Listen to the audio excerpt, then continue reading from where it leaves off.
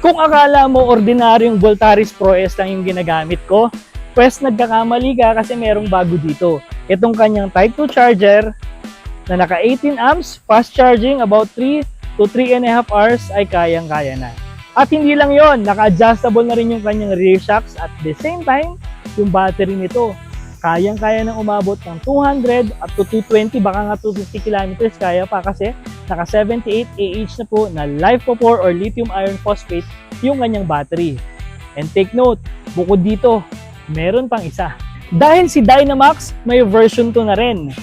Naka Type 2 charger na rin po siya na nandito sa loob. Naka 18 amps na po yung kanyang charging, around 3 to 3.5 hours ay kayang-kaya.